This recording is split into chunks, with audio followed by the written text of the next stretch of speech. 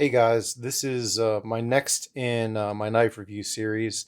This particular knife here is the let me read it to make sure I get it absolutely correct. Sitiven ST102. Sitiven instead of Citizen. Obviously made in China. The packaging is very nondescript. If you'll notice it, there's no, aside from that sticker on the bottom, no real indication of what you got in here. This knife was the most expensive of the cheap knives that I have tested thus far, coming in at a whopping $27.99.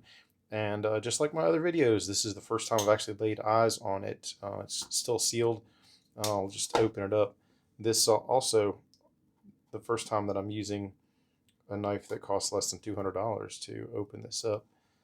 Interesting fact about this one, but if you've already seen that review, you know it's a pretty decent knife and it kind of grew on me. But I digress. So here's the unboxing of the Sitiven. So we have a kind of white cloth, piece of plastic, absolutely zero documentation or extra goods. It's interesting to me. Maybe they spent all that money on the knife itself. Now, this one looks pretty elegant to me. So let me put up the goodies here. We'll set that aside. This one's a flipper, and this one, unlike all the others that we've picked up, is not stiff at all, owing to the ball bearings in the mechanism. I guess that's what you get when you start kicking out more cash. Liner lock, nope, looks nice. The pocket clip definitely not reversible. So if you're a righty or you want to carry it right-handed, I think you're in luck. So for 90% of the population, this is not a bad knife. But overall, it is pretty and smooth. So this was a recommendation by one of my friends, Joe, who after watching some of my other cheap knife hijinks, he's like, hey, you should check out that Sitiven. It's a lot of knife for the money. And I might be inclined to agree with him, but we'll have to do some tests. So more on that in a bit. All right. So let's see. I don't feel any need to even oil or adjust the pivot. The flipping mechanism is excellent. So let's just see if it is sharp.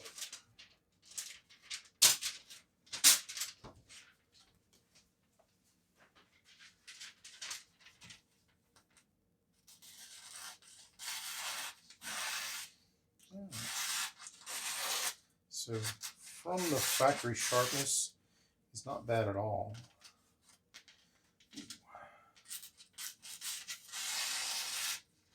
That's okay.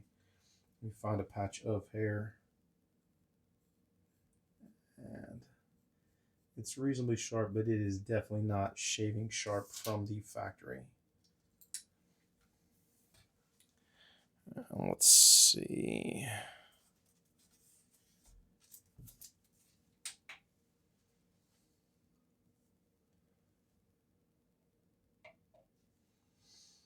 So they claimed 3.7 ounces, I think, but it's actually 4 ounces on my scale, which is reasonably accurate. So it's slightly heavier than the information as provided.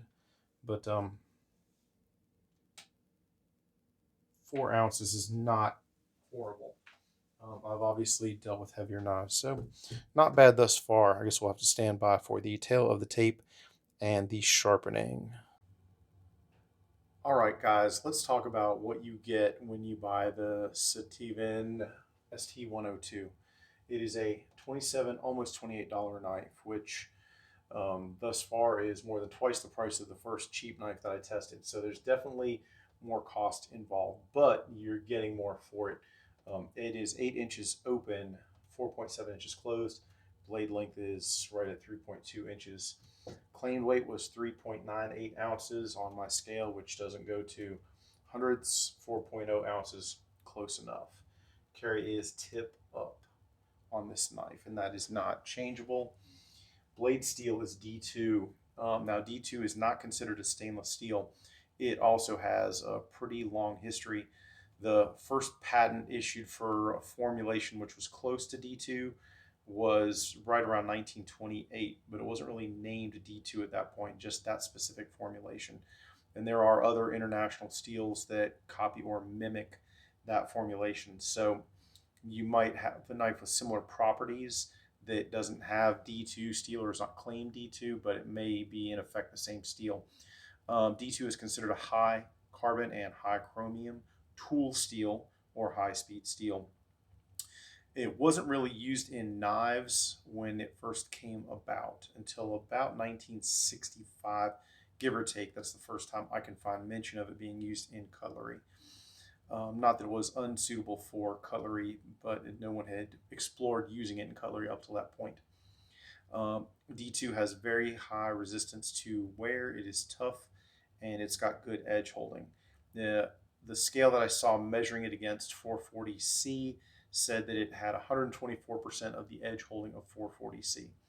Personally, I don't find 440C to have bad edge holding capability, but it certainly requires touch up pretty regularly if you want to keep it at a fine edge. I am hoping with a little bit of testing that this knife in D2 will be better. Like I should probably mention one more time, D2 is not considered stainless. It is pretty corrosion resistant for a tool steel, but if you subject it to an environment where there is going to be a lot of salt and water, like ocean environment, or even in your pocket, if you sweat a considerable amount, you're going to want to try and keep this knife clean and wipe it down regularly, or it will rust on you. The handle scales are G10. They are slippery. There's not a lot of traction plan on this. It does have a nice finger indentation, so that is helpful when it comes to keeping your hand positively positioned and off of the knife itself. But these handles are slim. They're not super beefy, but it's a pretty elegant looking knife and elegant feeling knife. The lock type is a liner lock. Of all the lock types out there, it's one of my least favorite. Not that it's not a reasonable lock type, but it is not anywhere near as strong as some of the other lock types that I prefer, like an Axis lock or Spider Coast compression lock or Spider Coast ball bearing lock. All those seem to have an inordinate amount of strength, and I feel that the knife construction itself, like the stop pins and everything, would have to fail before those locks fail. With a liner, you're really kind of just counting on the tension of that liner staying folded in. So for a hard use knife, I don't know that I love it. For something that's a little more elegant, I don't think that it's going to matter that much. Opening is a flipper. The claim of ball bearings on the pivot, I will believe. This knife came out of the box requiring no break-in, no adjustment to the pivots. Right out of the box, you guys saw it, and it immediately flipped open, continues to do so. And I will tell you that the lockup is good. Like, I don't feel any wiggle. I don't know that I'm going to start doing spine wax on the table with it or anything, but it is pretty solidly built, and the construction is nice. The blade is reasonably centered in between the handle scales, so pretty impressive. The pocket clip is not reversible. That is one downside. It's got a nice deep pocket clip on it, but if you want to carry this on your left side for whatever reason, like you're a righty but you want to have something on your support side, or if you're a lefty like myself and want to carry it on your primary side, this knife is not really going to oblige you in that regard. So for the 10% of you guys out there that are left-handed, I don't know that this is going to be a knife that you're going to gravitate toward, but it has a lot going for it. More on this, I'm going to play with the sharpness, and we'll see how it does for edge retention. But that is the tail of the tape for the Sitiven ST102. Not a bad knife for the money. And I should mention, you guys probably already know and saw when I unboxed, definitely made in China. This is not an onshore product. Probably the cheapest you're going to get a knife that is similarly constructed, made in the United States. If you're lucky to get one for under $100, I'd be shocked, really. I'm sure somebody will chime in either in the comments or hit me on Facebook and go, oh, I found a USA made D2 knife for $80 somewhere. Heck, if you found that, let me know. We'll let everybody know. But for this money and this knife, this is a pretty good price versus performance intersection. But we'll see if it really holds up to the hype. D2 steel is very temperamental when it comes to heat treat. And if the heat treat on this knife was not done well, then it may sharpen up and not hold an edge, or it may not even take an edge. So we'll test that.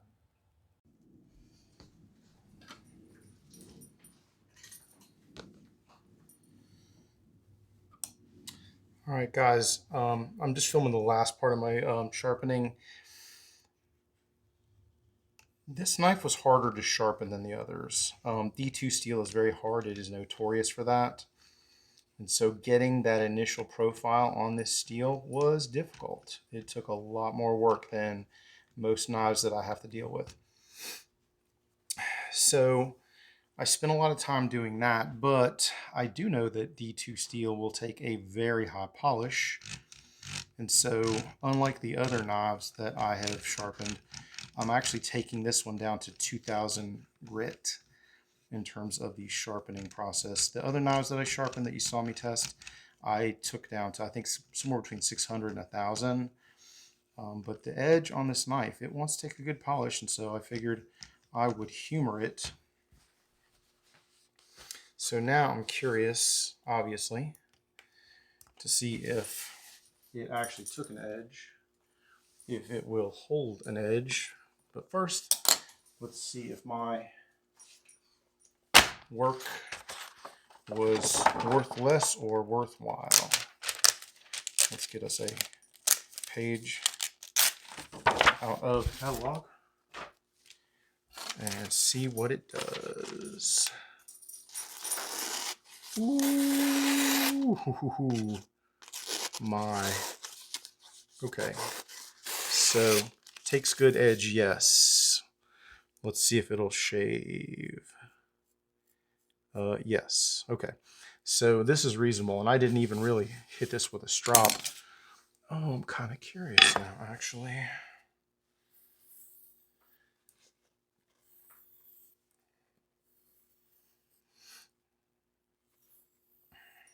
I don't think a strop is 100% necessary to get a sharp knife, but it really seems to bring out that last little bit of edge on most of the knives that I've played with. So, not a bad idea. And if you sharpen your own knives, this strop is like 15 bucks, guys. And you can strop way before you have to sharpen, which means that if you're kind of circumspect about it, you can just keep bringing that edge back. And then when you're done, like if you beat the knife to death, then you can resort to a full sharpen. But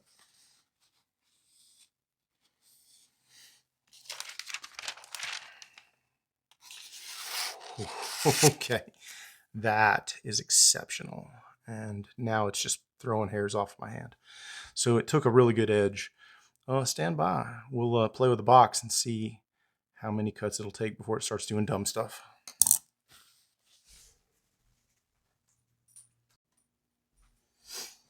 All right, guys, you know what time it is. Let's test the box and then see if it's still sharp.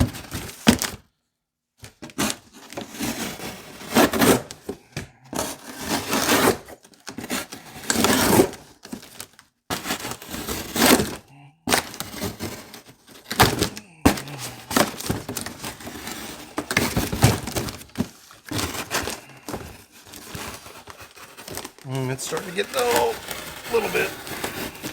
The first few cuts were so easy. Alright.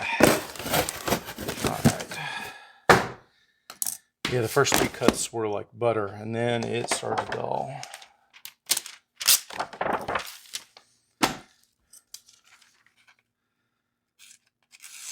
Yeah, it'll still cut. Yeah. All right, so that's still good. It still catches some hairs. So the edge holding is not bad at all. And I suspect with just a little bit of touch up, we might be right back where we were, but D2 doesn't disappoint in terms of holding an edge. I think if you want to stay shaving sharp, you should probably not hack through a bunch of boxes, though. That's for sure.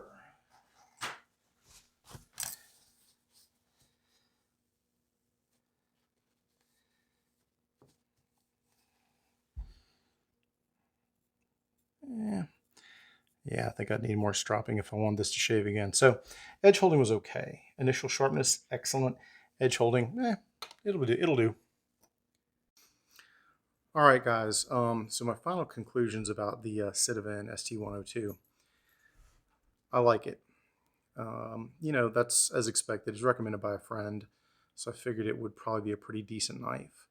Out of the box, so smooth. That was really nice. The cheaper knives I've had to work with to get any level of smoothness like this one. So, this is kind of sort of, gentlemanly's knife. It's not super heavy duty looking, but the construction is good. I mean, if you look at the centering, it's nice. If you look at the blade engagement, let's see if we can see it. It's right at the front edge, so it would wear a while, I think, before it got to the point where that lock wouldn't work. And the liner is thick enough to where I think it'd put up with a decent amount of abuse. And I don't know if you can tell, but the edge still has a very nice polish on it, if you can see it. So, with a little more touch up, I'm sure I could get this back to the original edge I had where it was just popping hairs. So this is a decent knife. Like I said, a couple of points knocked off because it won't handle the left-handed pocket. But if you don't care about that, guys, for 28 bucks, it's not a bad knife at all. If you want it to do some really heavy-duty work, I think this is probably not this knife's calling. But I think if you want a general purpose knife that looks nice, doesn't look super tactical or like crazy, but still a good sized knife, this is not a bad choice at all. So I don't know, maybe I need to come up with like an overall rating system of knives and a ranking system, but 28 bucks is not a lot to spend for what you get for this. D2 steel is a decent steel. It's got a little more history on it than the more modern super steels, but for the price, I think it competes pretty well. Anyways, that's all my thoughts on this knife, guys. If there's any other knives that you're interested in me taking a look at, let me know. I'm actually probably going to show off some that are a little more expensive than the cheaper ones I've already done, and probably compare them versus some of the cheaper knives, just so that you can kind of get an idea for what you are getting if you decide to spend more money. Anyway, that's it for now, guys. Thanks so much for watching my reviews. As always, comment, like, subscribe if you haven't already, and share with your friends. I think I'm almost up to 70 subscribers. So take it easy, guys. I'll talk to you soon.